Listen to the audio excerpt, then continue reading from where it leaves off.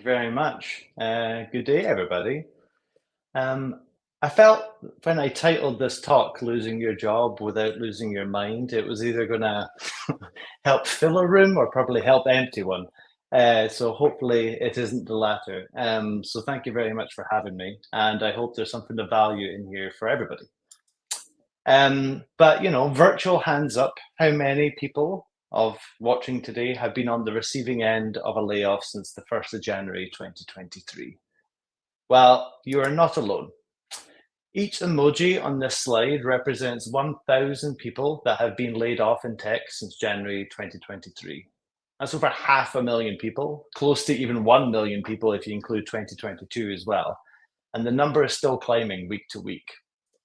Pretty scary when you see it like that, and pretty terrifying when you see it quantified like that, isn't it? Well, what's even scarier is that studies have shown that 77% of these individuals attribute deteriorating mental health to their layoff. 33% are more likely to get divorced within the 18 months following their layoff. 1 in 5 will likely develop an addiction, and terrifyingly, 1 in 5 are also likely to take their own life as a result of loss of employment. Now, are you not glad you came to this positive presentation? Joking aside, why am I talking about this? Well, firstly, like many people watching this, I can imagine I am part of a family that has experienced divorce, addiction, and suicide. So I've witnessed firsthand the lasting impact these events can have on an individual's life. But secondly, up until my own layoff, I considered myself to be a very resilient person. However, after my layoff, I found myself in a really unfamiliar place. Felt anxious for the first time in my life, felt worried about my livelihood, and really pessimistic about my job prospects. And it was a stark realization that even the most resilient people can fall victim to that scarcity mindset, what I call the scarcity mindset. But also, it was a realization of how easy it was for that to happen to somebody who did consider themselves to be a resilient person. But that doesn't need to be your story. I used to think this scarcity mindset kind of grew from just simply ambiguity. But what I learned through my layoff was scarcity is ambiguity and inaction. So during my layoff, to try and keep myself sane and occupied with my 3 days, I developed, kind of unbeknownst to myself, a bunch of different tools, journal prompts, exercises, frameworks, as well as obviously lean on the fantastic resources of others that are already out there to help guide me through my layoff. All of which helped me reframe the scarcity mindset into what I call an abundance mindset. And it did so by helping me develop my self awareness throughout that layoff journey, prevented me from falling into mental and physical slumps, minimizing that feeling of overwhelm, chaos, and panic, and also providing me the reassurance through intention and action. And for the record, I'm just a guy sharing his experience, hoping that it provides a value to others experiencing the same thing. I am definitely not qualified. This is not a scientific process, but all of the things I'm going to share today, I do believe helped me on my journey. So I simply wish to pay it forward to share with yourselves and anybody else going through the similar journey or something similar. I bundled these resources into a framework called the 6 Fs because wouldn't be a speaking gig without a framework, if I'm right. And with each, I'll share some of the journal prompts, exercises, and tools that help me reframe that scarcity into an abundance mindset. So let's get started. Hearing you have lost your job feels like what I kind of compare to like cold water shock. Like your mind suddenly spins into like a state of overwhelm, millions of thoughts firing simultaneously. And what the fuck is going on is probably one of the first things that will pop into your head when you hear that dreaded news. I know it did for me. So instead of this, this feeling of scarcity, ambiguity, and panic, you need to really try and recognize when that's happening and take yourself from scarcity into abundance. What do I need right now? And it's important that you bring some calm to the storm that is happening around you. Understand where you are and understand like what you need to tune into and understand what you selfishly need right now. So, what do I actually want to do right now? I can almost guarantee you it will not be job hunting. However, it can be tempting to jump into that as an instinctual reaction to learning that you no longer have one. It's like fight or flight, and it's like I've got to go and find a new job. But really, it's the last thing you should be doing. You really need to actually grieve the loss of employment, and maybe do so alongside your colleagues. It's not often you get to take advantage of all this free time and indulge yourself like this. So I found it personally helpful to really just like actually tune into like what do I actually want to be doing right now. It is not sitting at my desk thinking about work. It's actually completely disengaging from work, binging Netflix, getting fast food, whatever it may be for you, as long as it's not a destructive behavior. Who would be a great person to reach out to? Other than your colleagues, you're typically the only person in your close circle of family and friends experiencing a loss of employment at the time. And that could create a very lonely experience. I feel in situations like this, because in your circle, your family and friends, it is quite an isolating experience because now you've got all this free days when everybody is still working. Especially if you're in a remote environment like myself as well, it can be very isolating. So, who would be a great person to reach out to? Who would be a great person to hear your thoughts, frustrations, and be able to vent to them, like let it all out in like a judgment-free environment? We all probably have that one person that's popped into our head, and that's the person that you should always reach out to in a time like this. And then finally, what happens needs to happen for me to leave this stage behind. Often, when you experience difficulty in life, you hang on to thoughts and feelings and emotions, kind of unwilling to let them go, but not really knowing why. You just kind of want to like stay in the misery mud, as I call it. So actually understanding where you are in this grieving journey and what you need to do to leave that stage behind can really help counteract that feeling of overwhelm. So I use this kind of exercise. It's a typical kind of what's known as like a grieving curve, but I've kind of just adapted it slightly for a layoff versus an unfortunate loss of life. But at each week, what I would just do is just take this and just dot vote. Very simply, where do I think I am? Like not giving it too much overthought or over engineering it, just kind of getting a bit of a gut check and a temperature check. And then I'd ask myself three questions. Why do I think I'm actually in this stage? Like I've just like, reacted and voted. Why do I think I'm in that stage of the process? What would need to happen for me to leave that stage in the past and forget about it?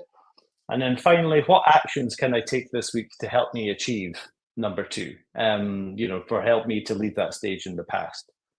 And this was a really helpful exercise for me. Not only was it just a way for me to kind of check in with myself week to week, but over time, if you do this every single week, you will have tracked your progress, which really actually surprisingly gives you this feeling of accomplishment because there is a physical dot moving along this line back to normality. And it kind of helps eliminate the panic and scarcity. Naturally, loss of employment feels like a failure, which kind of goes without saying.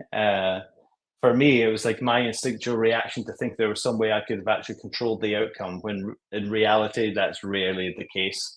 So, how can you reframe that feeling of failure? It's instinctual for that scarcity mindset to creep in and place blame on yourself. Like I said, like what could I have done better? What could I have controlled? But in reality, you could think, what was I tolerating? Even in jobs that you absolutely adore, there is something you will be tolerating. That could be poor processes, poor compensation, poor work, poor people, all of the above. And by directing your negative emotions from ourselves to the tolerations, you can actually begin to feel pretty glad that you're no longer working there and begin to see the positive side of this feeling of failure. But I also learned that during a period where your ability to excel professionally has been taken out of your hands, it's a prime opportunity to excel personally. So I use the following journaling prompts to help me understand how do I do that. So, firstly, what have I actually accomplished in this role that I'm proud of? In every role, no matter how long you've been there. In my last role where I got laid off, I was only there for less than a year. in that less than a year, there was work that I could be proud of, even if not tangible output. So capture it while it's top of mind, but also the impact that you have on other people is like the greatest currency. So reach out to your colleagues and peers for feedback and get them to write you recommendations. And again, this will help counteract that feeling of failure because you'll get to see the impact you've had on people's lives. But also getting onto the fun stuff, like how could the situation actually be a gift? Um, whether desired or not, the idea of not working does provide the benefit of free time. So while it might not be desired or you might not feel like it, it is a gift to have. What hobbies and interests can you now explore, which you kind of told yourself you didn't have the time to do so? And with regards to job hunting, look at it like as you've now got a competitive advantage over the other candidates.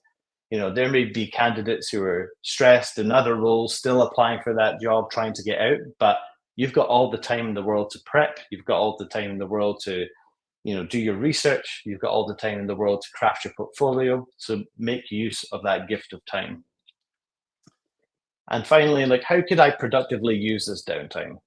You really don't want to like look back when you're in a new role, regardless of how good it is. You look back at potentially the months you had off and go, I wish I took advantage of that time off more. So how can this downtime actually become your most productive time? For me, like last year, I casually just began learning Italian. I managed to accelerate my learning like I would never have been able to do if I was in a full-time job.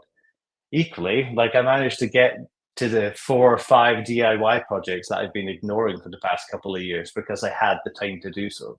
So this feeling of productivity, even if not professional productivity, will help counteract that feeling of failure. An exercise I leaned on was this: the fears, unknowns, and doubts, and hopes, aspirations, and desires. And typically we do leave many of our fears, unknowns, and doubts, and hopes, aspirations, and desires like in our heads. Like we pent them up, and we never verbalize them, never commit them to memory. And that those unrealized thoughts can almost compound when you have been laid off because you've got this additional feeling of failure because you haven't actioned them. So this exercise was introduced to me when I was laid off, and it kind of helped you like let it all out, as well as kind of come up with paths to resolution before they even occur, as well as establish positive habits. So, you go one by one and ask yourself, what is my biggest fear, my biggest unknowns, my biggest doubts? What are my biggest hopes, aspirations, and desires? And for the FUDs, as they're known, it needs a bit of a rebrand, but you can ask yourself, like, how would I overcome this? And the reason for this is a lot easier to produce a rational solution to a problem when you're not experiencing it. Yes, you're maybe in a kind of uncertain situation with your layoff, but like, what's your biggest fear, and how would you overcome that fear? Establish the solution when you're not in a feeling of overwhelm. And then for the HADs, the hopes, aspirations, and desires, like ask yourself, like, what needs to be true for me to actually this to become a reality? And this helps you realize the productive behaviors that will lead you towards one of these successes that maybe you don't have and you need to start doing at this time, this moment of downtime. Sorry. And then finally, for each, like, write some statements of intent, mapping, like, I intend to do X behavior to get, Y desired outcome. And keep this safe. This is not an exercise you just do in isolation and forget about it. This is actually something that I leaned on. And typically your fears, unknowns, and doubts tend to be a bit longer than the hopes, aspiration, and desires. uh, but it means that you can refer back to these when and if you encounter any of them, and it means that you've created a solution to a problem at a time of focus and calm when you're actually probably experiencing it at a time of overwhelm. And this is probably going to be the most awkward one: money and finances. Um, Probably impossible to talk about layoffs without talking about finances. And I am a firm believer that money cannot buy you happiness, but it can provide you access that contribute to happiness. But it also, like as we all know, pays your bills. So it's incredibly, incredibly important and shouldn't be discounted. What the hell am I going to do for money? is probably a statement that will inevitably run through your head when you lose your job, typically in that state of panic. But let's flip that and ask yourself, what the hell am I spending all my money on? When your finances are finite and your livelihood is challenged, you'll be surprised that when you start analyzing your spending, how much money you spend on crap that you do not need. And it's maybe an awkward one to broach, but if you are in this industry and you're at a relatively high, like IC management and above level, you are likely on a privileged salary in the UK, especially in comparison to the UK average, which is £35,000 a year, which is not a lot. And most people in our industry will perhaps be on that, although it's all dependent on location and stuff. So I know I can't really interact with anybody here, but if you were to lose your job today, how many of you could actually sustain your current lifestyle for 3 months? Typically when I've asked this question, the answer that people, when people put their hands up, they don't actually know. Not many people put their hand up. And would you be surprised if I told you that 34% of UK adults have less than £1,000 saved? £1,000 is not going to get you far. And I know not everybody here will be from the UK, but that's a relatively low figure.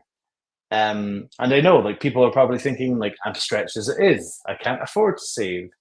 Well, interestingly, the UK average adult also spends £530 a year on takeout coffee. And those two statistics to me are terrifyingly conflicting, aren't they? People would rather prioritize a fleeting short-term enjoyment in the form of a coffee versus long-term financial security. People have less than £1,000 saved, but they spend over half that on coffee. It just seems completely crazy. And to put it into perspective, if you take that £530 spent on coffee each year over 10 years, you will, of course, spent £5,300 on coffee, which alone sounds completely ridiculous. But if you take the same £530, invest it in the S&P 500 index, with the average return we've had over the last 10 years, you will have almost double that money from the same money that you spent. So it's not a financial lecture, but the point I'm just simply trying to make is you can have enough money to save. It just needs to be prioritized accordingly. And don't assume you are safe. Set yourself up for success, invest in your future, and be prepared. I did a little survey at my work recently, which was just how many of you actually feel secure in this industry? And not many people do. The layoffs are rife, and you just never know what's going to happen. We live in a very unpredictable industry, so don't assume that you're safe. Make sure that you set yourself up for success. And this will serve you.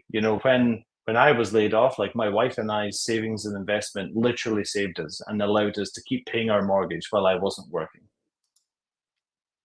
But also ask yourself, what spending is contributing to my financial anxiety? Doesn't matter how much money you earn, we all have financial anxiety, and we increase our spending without even really realizing it. So it's natural to never question it when times are tight. But when times are good, but when times are tight, you need to analyze your finances. And most people can't tell you how much money they spend on coffee or how much money they spend on meals out. So it's really important you drill down into the specifics and understand what is actually, this is not helping me. But also ask yourself, where and how am I living outside my means? Again, we all typically live outside our means somewhere where, for some people it could be holidays. For some people it could be cars, tech, eating out, whatever it may be. And an easy way to detect maybe where you're living outside your means, I remember reading something in a book years ago, which was, if you can't buy two of the thing at the time that you're buying one of them, you probably are living outside your means. And equally nowadays, if you find yourself leaning on these buy now, pay later services like Klarna and ClearPay, probably is a good signal that you're living outside your means and you can't actually afford to be buying whatever it is that you're buying. But also ask yourself, how much happiness do I genuinely attach to these items? Once you've even determined your list of these are my must-have spendings, this is my nice-to-have spending, go through that list again and really question, do I actually get a lot of happiness out of this? Because quite often the happiness that we think we get turns out to be very fleeting or unnecessary. So where do you start? Well, you need to understand your finances in order to control them. So during my layoff, I developed this expense sheet that if I got in Notion. It helps you kind of scrutinize your spending while also providing clarity on where and how you're living outside your means. But in addition to that, I've also shared the habits and tips that you can maybe use tomorrow to start building your financial nest egg and setting yourself up for future success. Like I said, I am not a qualified financial advisor or any of those disclaimers. This is just things that have served me well and helped me personally over the last like 10 years. What are my friends and family going to think is such a common thing that runs through your head when you lose your job. And the reason why I think is like a lot of us attach shame to losing your job, even though it's 9 times out of 10 outside of our control. We can feel embarrassed and assume that we might, those around us will be disappointed in us or even judge us. But ask yourself, like, who is always there for me? Reframe it, because surrounding yourself with those who care for you the most is the actual much needing kind of healing tonic you need when you have lost your job and you have this intense feeling of isolation. And studies have shown that the relationships that you have with your closest are actually more as crucial to your survival as food. So it's very easy to tempting to kind of isolate yourself during that loss of employment, but your body is actually craving the opposite. So personally, I found it helpful to reflect on your relationships and understand where and what you can do to invest in them. And apart from anything else, like catching up with friends and family is fun and enjoyable and fantastic for your mental health, but it also gets you out the house, which is another great thing. It sounds simple, but much required during a layoff. So, what relationships could you strengthen or rebuild? Life gets in the way of all relationships. Sometimes we relocate, we move jobs, we simply lose touch with people. We now have the space and time to either strengthen great relationships or rebuild neglected ones. So, which ones in your life can you focus on? Another way of thinking about this is tapping into the feeling of nostalgia or just simply missing people. Who have I not seen in a long time that I would love to catch up with? For me, like I hadn't caught up with a friend I've not seen in over 10 years, and I managed to catch up with them finally during my layoff. We all have those people we've been meaning to catch up with, and for whatever reason, just haven't been able to make it work, but now you can.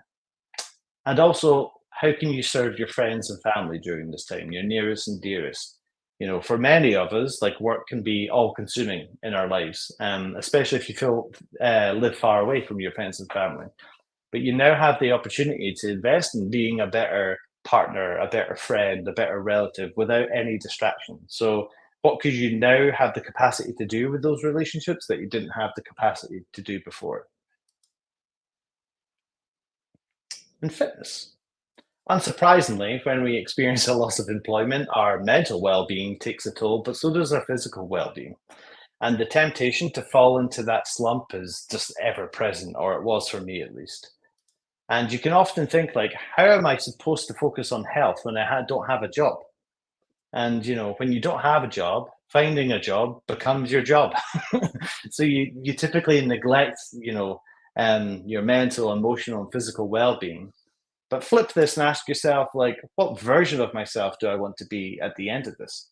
During a period of downtime is a fantastic time to prioritize your mental and physical well-being, get those habits, those productive habits and positive habits locked in, and create the best version of yourself so that it's all embedded by the time you do find yourself your next role. So understanding like, how am I looking after myself mentally and physically? For me, like in the first 7 weeks of my unemployment, I gained 8 kilograms, which is a lot. Like that takes effort. And I just got too indulgent over the festive period without the kind of structure of a working day where I didn't have my usual routine. But it also demonstrated to me like how easy it was for that slump to happen. So like take stock, like what habits are positively contributing to my well-being and what habits are having a negative impact. What activities have you always wanted to explore? Like if you're anything like me, we all have hobbies or goals, sporting challenges, spiritual journeys that you want to explore deeper, but maybe just told ourselves that we don't have the time. Now there's no excuse. Like you have nothing but time, and activities are a fantastic way to fill that time. And also, like, what could I be doing today that will improve my well-being? Self-improvement and personal development is a forever work in progress, but it starts with those baby steps, those 1% changes that you can start taking today. And that could be doing something, like I'm going to go for a walk, or I'm going to start doing exercise, or whatever it may be, eating healthily, something that takes effort. Or it could be not doing something, like I'm going to stop sleeping in, I'm going to reduce my alcohol content and consumption, all of that kind of stuff. And I found this is actually an exercise from James Clear's book, Atomic Habits. So I'm absolutely not taking credit. I will just encourage you to buy a copy so I don't bore you to death. But this following exercise with the journal prompts that I just shared were a really good way for me to kind of understand how can I prioritize my well-being and establish those productive behaviors. So write down one good habit you wish to start, and then one bad habit you wish to stop. And then for the good habits, write down how you're going to make it obvious, attractive, easy, and satisfying. And for the bad habits, write down how you're going to make it invisible, unattractive, difficult, and unsatisfying. And then finally, next to each, set intention. I'm a big fan of setting intentions and committing things to memory. So, how am I going to ensure success? And equally, how am I going to avoid failure? Because our fear of failure is most often a bigger desire, a bigger motivator than our desire to succeed. And last one, fear. And fear, for me, is the biggest contributor to that scarcity mindset.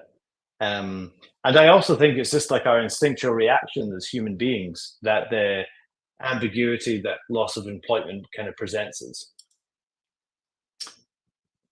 What if I never find a job? And this is something that crossed my mind probably more times than I care to remember during my 6-month layoff. But rather than the scarcity, how can you reframe this into what happens if I found an incredible job? Of course you will find a job. That is inevitable. It is highly unlikely as a skilled individual that you will never find a job. But we want to ensure that it's the right job, not the right now job. Even though this downtime may not have been planned, may not have been desired, you can still use it really effectively to understand what it is you actually want next and kind of reassess your life.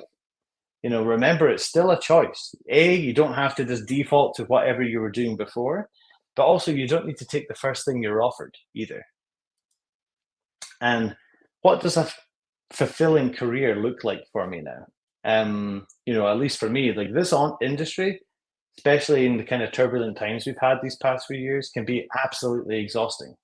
So with time for reflection, spend time to understand, is this what I want to be doing? Is this what fulfillment looks and feels like for me now?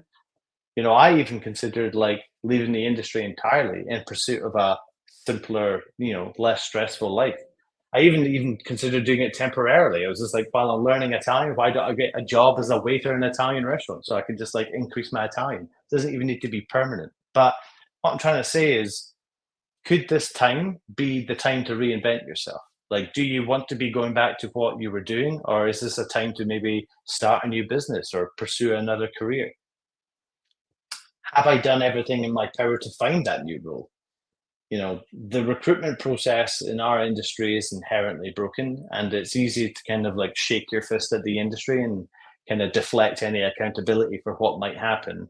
And it is really bad. I'm not disputing that. But equally, you don't want to look back and gone, shoulda, woulda, coulda done that, So understand, what are you doing with regards to your job search that is working really well for you? And what do you maybe need to pour some more energy into? And ask yourself, with everything that you apply for, does this role align with my ambitions and my values? Unless you received, some crazy severance package, which seems to be unicorn these days, most of us will need to find that job as soon as possible. And that is okay. So you want to try and find something quickly, but there's no reward in just running into the arms of another miserable job. Once you're in there and the feeling of, oh yes, I've got a job. Once that wears off, you're just going to be like, why the hell did I take this job? So understand what you want, and also more importantly, try and avoid your own proximity bias by like making excuses for the company that you're applying for, ignoring red flags or anything that lowers that barrier to entry. Unfortunately, whether consciously or subconsciously, companies will prey on your circumstances, and you just want to make sure it's the right role for you. But most importantly, you've got to operationalize your job hunt. You know, applying, excuse my French, but applying for jobs is fucking demoralizing. Like I hated every second of it. And some applications you pour your heart and soul into, some you don't, and you apply for flippantly, you get ghosted all the time. And yeah, it's terrible. It is really terrible out there at the moment. But by operationalizing your side of the fence and keeping your side of your part of the process organized, efficient, and streamlined, you'll feel better about yourself because you're like, right, I will land something. I'm doing all the right things. It's just a matter of time. So I created the following job tracker to kind of help bring order to this job search chaos. And each ticket in here has a template to kind of stay on top of all your applications, questions you should be asking, what information you provided, etc. But there's also a bunch of tips in there about how to leverage LinkedIn Premium, advice for reaching out to people, portfolio and interview advice, as well as a handful of recruiters that were personally there for me at a time of need.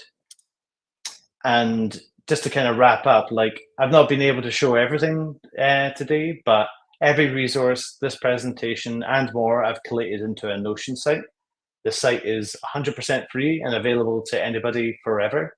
You can scan the QR code to visit it, or just bit.ly/success, all lowercase, all of which should, help you kind of reframe that scarcity mindset into that abundance mindset, or turn your should do's into must do's, and, reframe that overwhelm into clarity and action.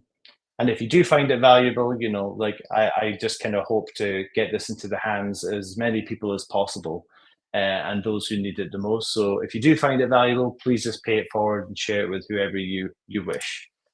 And the final thing I just want to say, if over 500,000 people in our industry have been impacted by layoffs, the chances are you know at least one of them.